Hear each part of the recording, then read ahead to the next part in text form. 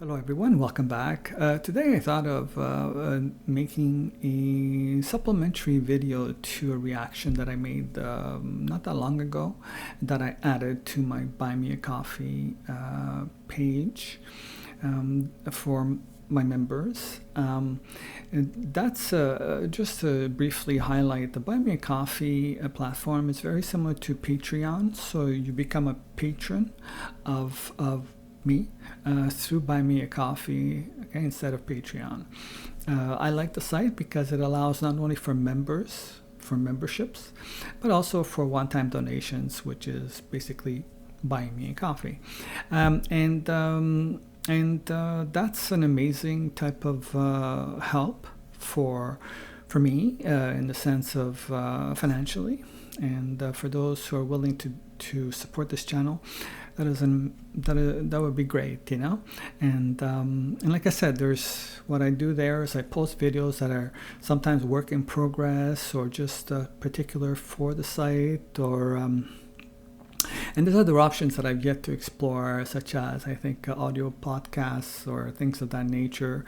There's commissions that are people may be interested in making. Let's say if they want me to do a particular reaction or to a certain person or a certain video, a certain thing, then they would be able to commission me to do so, as long as it fits within my guidelines, you know. And that's about it. So take a look at it. Okay, there's a link somewhere in the description below. Also, the link is available on the page, my YouTube page. Okay, so. Thank you for that. What else? So yeah, this is this video is called "History of the Entire World," I guess, you know.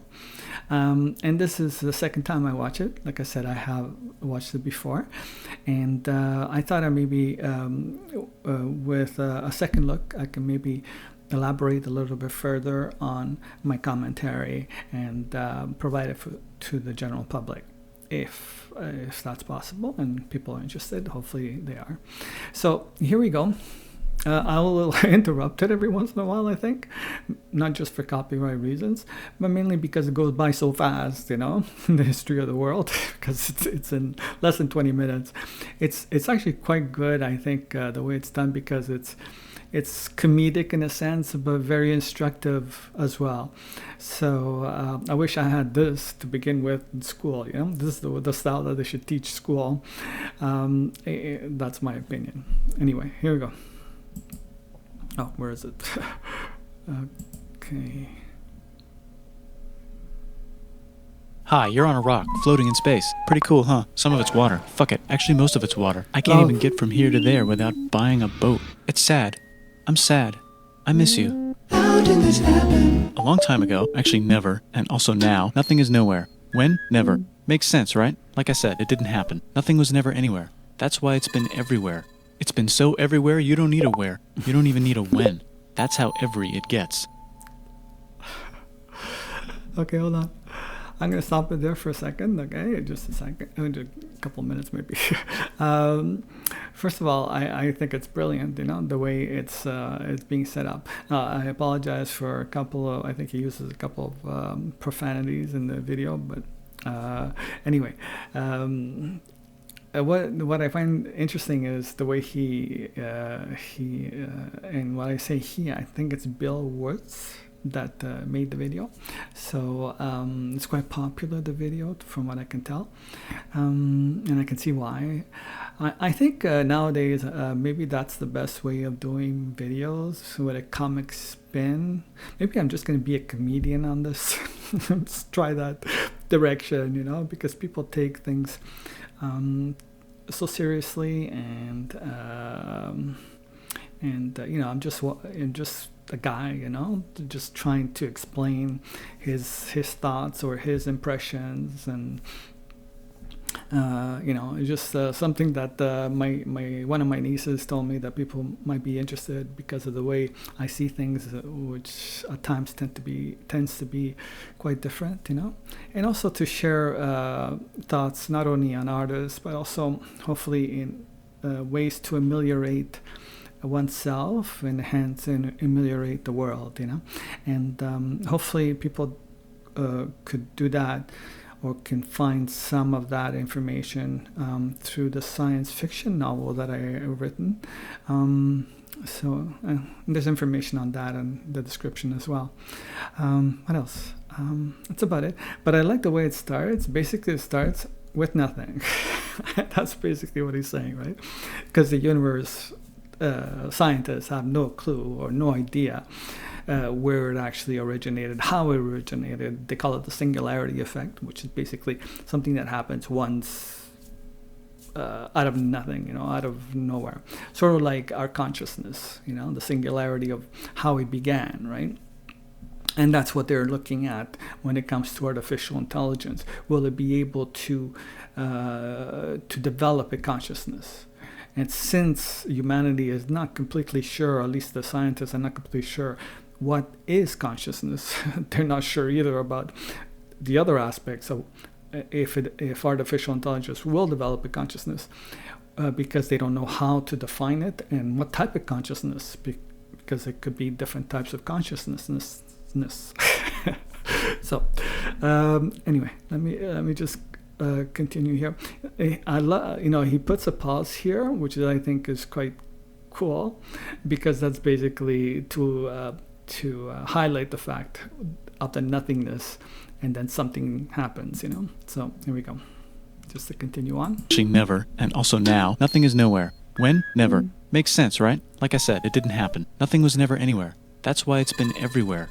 It's been so everywhere, you don't need a where. You don't even need a when. That's how every it gets. And this is the pause, which I find quite brilliant, Forget this. I want to be something, go somewhere, do something. I want things to change. I want to invent time and space. And I know it's possible because everything is here and it probably already happened. I just don't know when to start. And that's exactly where it started. Oh, I paused it. I think there's a universe now. What's it made of? Quarks and stuff. Ah, that's a thing. In a place. Don't like it? Try a new place. At a different time. Try to stick together because the world is going to get bigger and emptier. Okay, hold on. But it's not. Okay, hold on a second. Now, I think what he's describing here is like sort of like the concept of the Big Bang, right? Where something happens and then there's an explosion of energy, and that's the beginning, So anyway, just empty yet. It's still very full and about 1 jillion degrees. Great news. The quarks are now happily married in groups of 3 called a proton or a neutron. And there's something else flying around too that wants to join in but can't because it's still too... Great news, the protons and neutrons are now happily married to each other. Some of them even doubled up. Great news, the electrons have now joined in. Congratulations, the world is now a bunch of gas in space. But it's getting closer together. And it's getting closer together. And it's getting closer together. It's a star. New shit just got made. Okay. Some stars... Now, what I find interesting here, and maybe I just want to highlight this because I know maybe it might help some people. The aspect of the way the universe began, right? And the basic elements that were there at the beginning was hydrogen, and then all of a sudden there's helium as well. And the combination of those, I believe, is what, when condensed, became stars. That's what he's trying to say. And it's and that's what stars are basically made out of, And then, anyway, so but. Anyway, I'm just going to go on just to... burn out and die. Bigger stars burn out and die with passion and make some brand new, way crazier shit. Okay, so one of the questions I think that would normally rise from anyone is how does that happen, from a universe that began with just gas, right, the helium and hydrogen. How in the world does that form particles, other type of particles or other type of elements in the periodic table, right? And that's what he's explaining here, which I think is quite good. Let me just back up a little bit. Okay. The world is now a bunch of gas in space, but it's getting closer together, and it's getting closer together, and it's getting closer together. It's a star. New shit just got made. Some stars burn out and die. Bigger stars burn out and die with passion and make some brand new, way crazier shit. Space dust. Which allows newer, more interesting stars to be made and then die and explode into Even crazier space dust. So now stars have cool stuff around them, like rocks, ice, and funny clouds, which can make some very interesting things. Like this ball of flaming rocks, for example. Holy shit, we just got hit with another ball of flaming rocks. And it kind of made a mess, which is... So just to briefly stop again, just to highlight what I was, to sort of complete what I was trying to say before, is that all the elements in the periodic table then form by the explosions of these stars that were made of just helium and hydrogen, and because of the power of the explosion itself, there's bonding effects of those particles that form other particles, other elements in the periodic table, and that's how you end up. That's how we ended up, I guess, with physical elements, other than gas, like solid elements, like carbon, whatever else, So I just wanted to highlight that because sort of like it makes, to me, that's how I'm seeing it, how, the logic of the whole procedure, of how things became what we know today, or at least what we think we know today. Okay. I'm just going to back up, so make sure that, see, this is the periodic table, and these elements originated from like supernovas, from the explosions of stars. I find that quite interesting. Anyway. Space dust. Which allows newer, more interesting stars to be made and then die and explode into Even crazier space dust. So now stars have cool stuff around them, like rocks, ice, and funny clouds, which can make some very interesting things. Like this ball of flaming rocks, for example. Holy shit, we just got hit with another ball of flaming rocks. And it kind of made a mess, which is... Weather update, it's raining rocks from outer space. Weather update, those rocks might have had water inside them and now there's hot steam in the sky. Weather update, cooler temperatures today and the floor is no longer lava. Weather update, it's raining. Severe flooding alert, the entire world is now an ocean. Volcano alert. That's land. There's life in the ocean. What? Something's alive in the ocean. Oh cool, like a plant or an animal? No, a microscopic speck. It lives at the bottom of the ocean and eats chemical soup, which is being served hot and fresh, made from gnarly space ingredients left over from when it was raining rocks or whatever. Oh yeah, and it can do that. It has secret instructions written inside itself telling it how to build another one of itself. So that's pretty nifty, I would say. Tired of living at the bottom of the ocean? Now you can eat sunlight. Using a revolutionary technique, you can convert sunlight into food. Taste the sun. Side effect, now there's oxygen everywhere and the sky's blue. Then the Earth might have been a snowball for a while, maybe even a couple of times. It's a sponge, it's a plant, it's a worm and some other types of weird strange water bugs and strange fish. It's the Cambrian explosion. Wow, that's animals and stuff. But we're still in the ocean. Hey, can we go on land? No. Why? The sun is a deadly laser. Oh, okay. Not anymore, there's a blanket. Now the animals can go on land. Come on, animals, let's go on land. Nope, can't walk yet. And there's no food yet, so I don't care. Okay, will you learn to walk if there's plants up here? Maybe, said some bugs. And fish.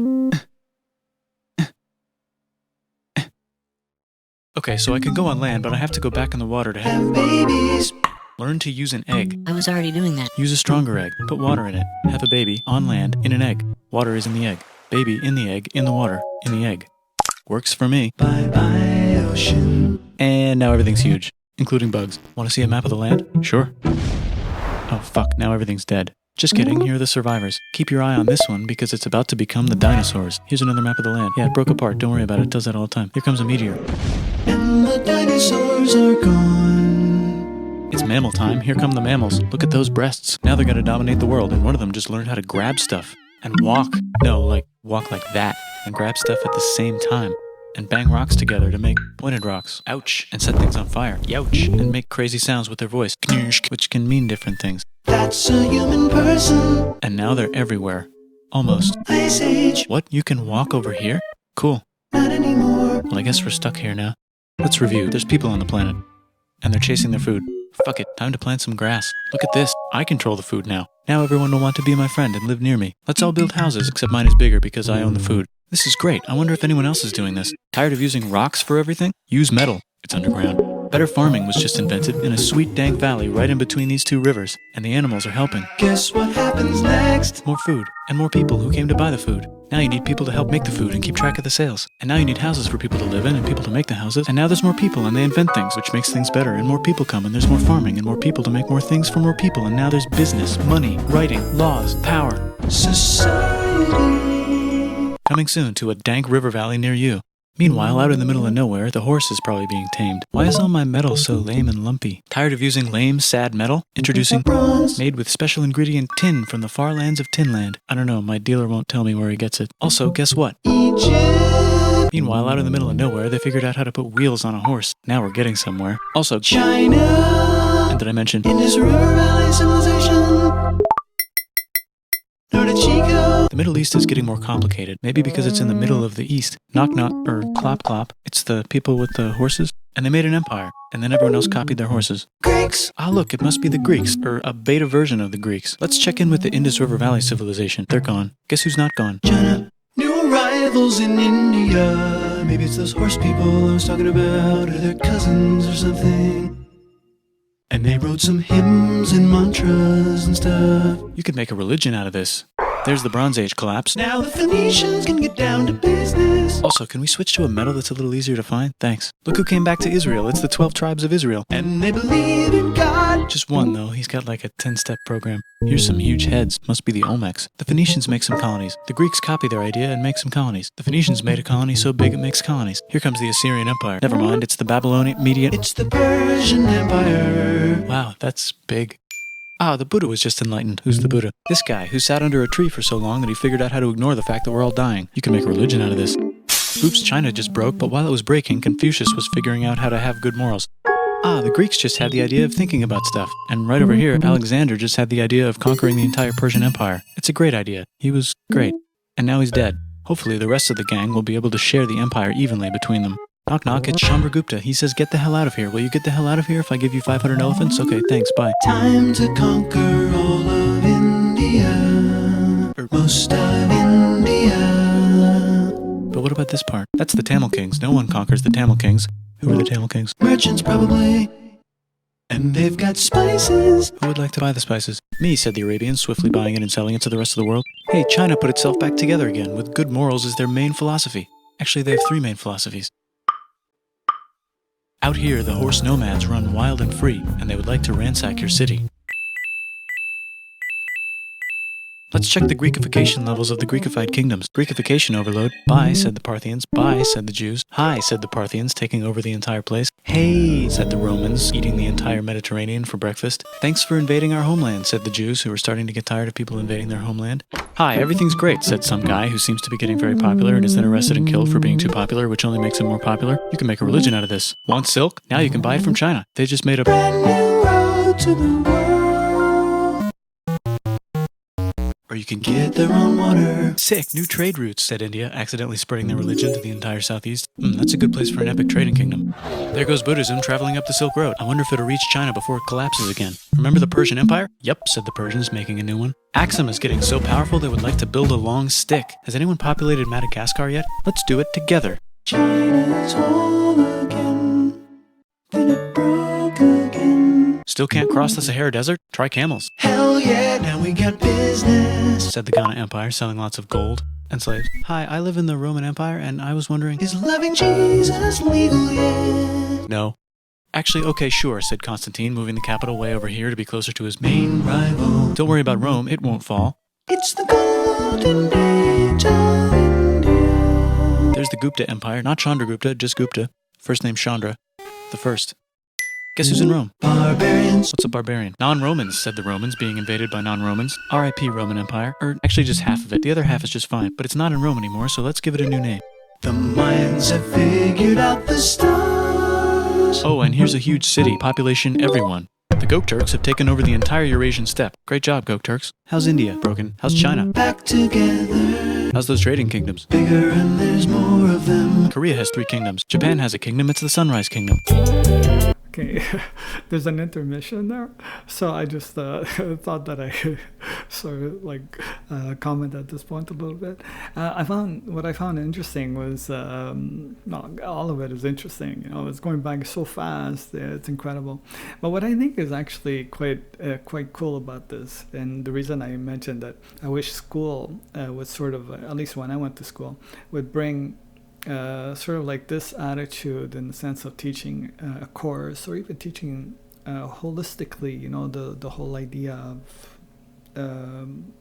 history or our existence and so on, putting it in a sort of like comical formulation like this, and then I think what would happen, at least for me, because I was never very good in processing information that was given to me without actually knowing what it was for, you know. I prefer by a more Socratic method of learning, in the sense of like answering questions that I have in my mind of something that interests me. So this type of video, and if it would be done, let's say, on every subject matter, where you can see the whole aspect of the concept of things, then I think there's a natural tendency, at least for people like me, where the interesting things, you know, like I would look into further, you know, instead of being pushed to learn other things that I'm not interested in. So, and even though that has a general positive aspect to it, to understanding things, but the things that we really retain, I think, are those things that interested us, and I think these type of videos bring out that interest. Because at some point or other, there's an aspect in the video that you want to know more as an inquisitive type of person or student, and you, naturally speaking, especially today with the level of information that is available out there, a person can look into that particular interest in further detail and explore things from that point of view, and continue on, you know. So at least that's my impression, and that's why I think this type of video is actually quite appealing, generally speaking, for most people, you know. Anyway, here we go again. It's here. So he goes down to the cube where everyone worships gods, and he tells them their gods are all fake. And everyone got so mad at him that he had to leave town and go to a different town. You can make a religion out of this, and maybe conquer the world as well. The Roman Empire's long gone, but somehow the Pope is still the Pope. Plus there's New kingdoms all over Europe. I wonder if there's room for Moors. Here's all the wisdom.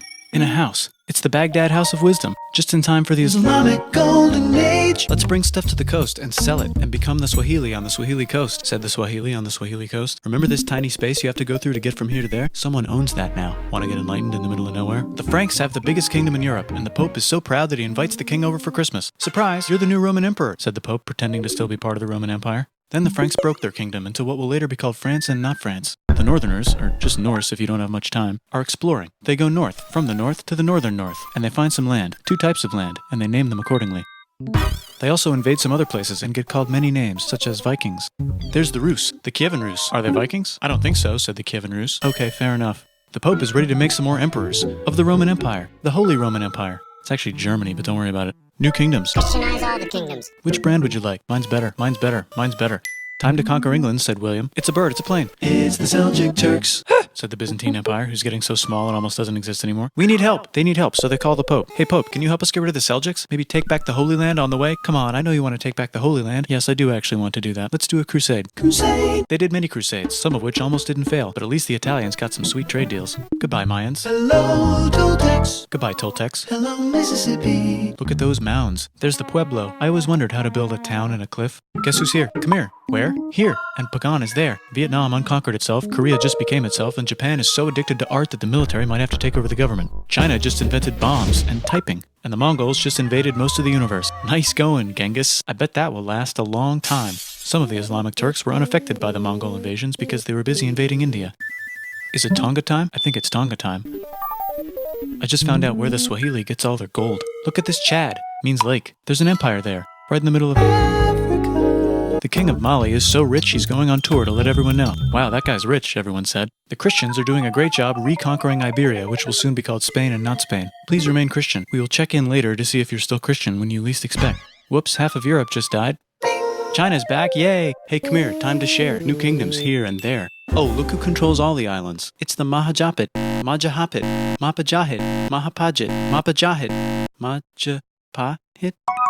Oh, Italy's really rich. Time for them to care a lot about art and the ancient classics. It's kind of like a rebirth. Here's a printer, let's make books. So you think you can conquer the Byzantine Empire? Yep, said the Ottoman Turks. Nice job, Ottoman Turks. Oops, you missed a spot. Don't forget to ban Europe from the Indian spice trade. What? That's bullshit, said Portugal, spiceless. Well, I guess we'll have to find another way to India. Wait, said Christopher Columbus, probably smoking crack. If the world is round, let's go this way to India. No, don't worry, we already got this, said Portugal. So Chris goes to Spain. Hey, Spain, want to hire me to find India by going around back of the world? No, please, no, please, no, please. Okay. So he sails into the ocean and discovers more ocean, and then discovers the Indies and Japan. Let's draw a line to decide who gets which half of the world. The Aztec and Inca empires are off to a great start. I wonder if they know that Europe just discovered their continent.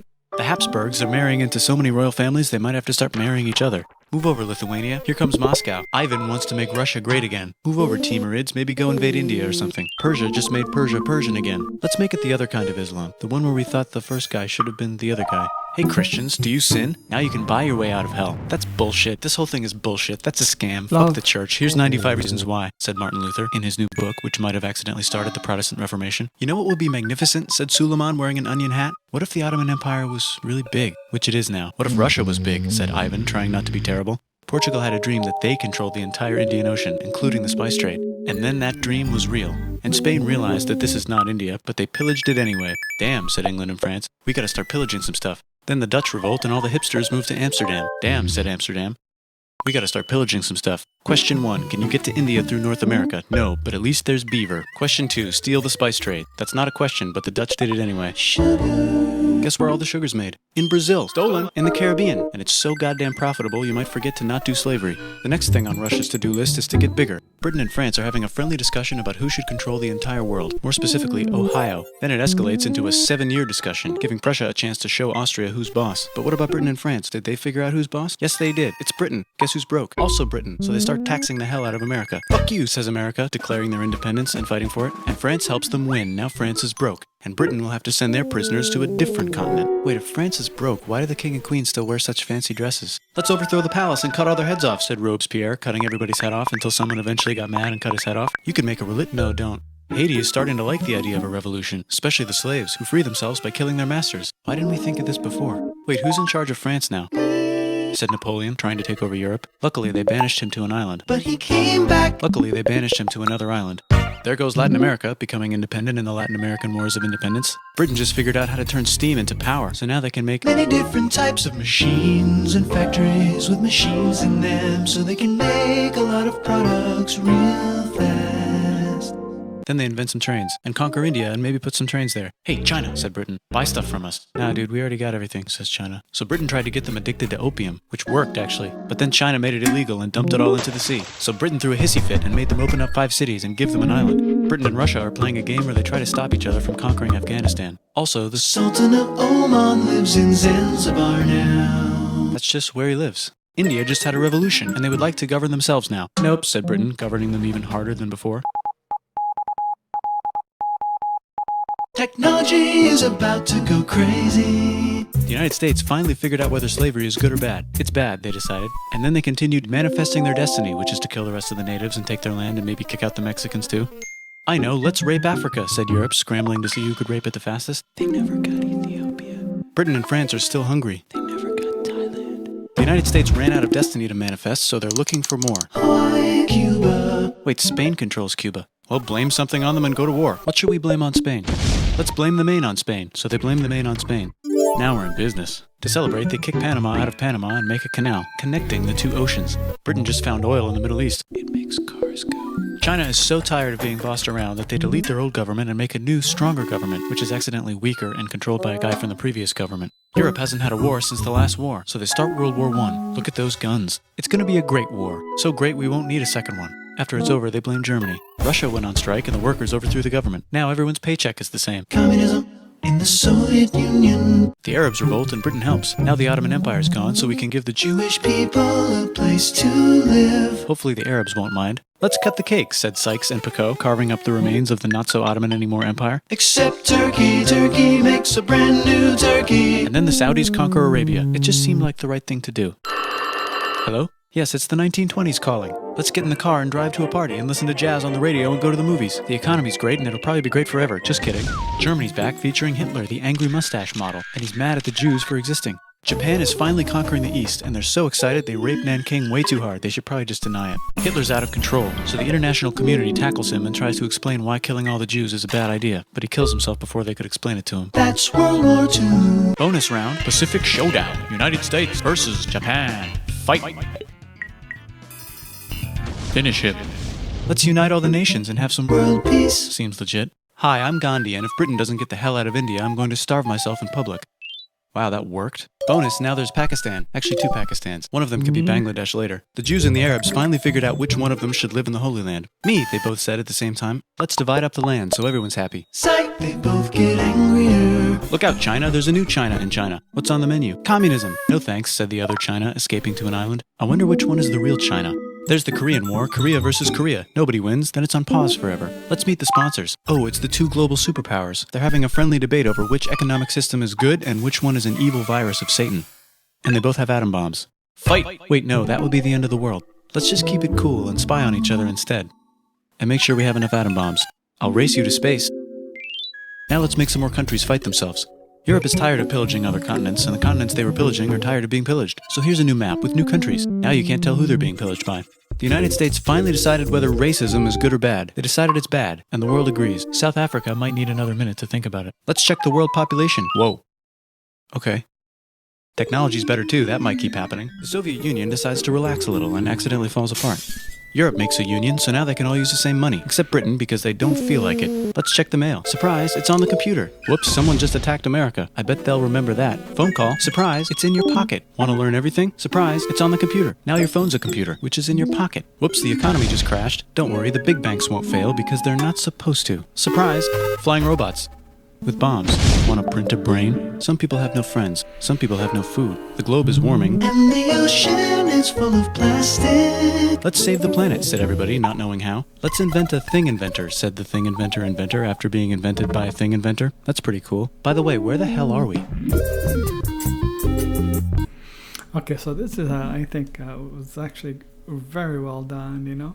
Yes, it's oversimplified, obviously, and maybe some of the information not exactly accurate, but it gives, I think, a very cool way of getting that sort of like first look at things, right? And if we go forward in history another minute here, which would represent maybe, I don't know, 60, 70 years, looking back, maybe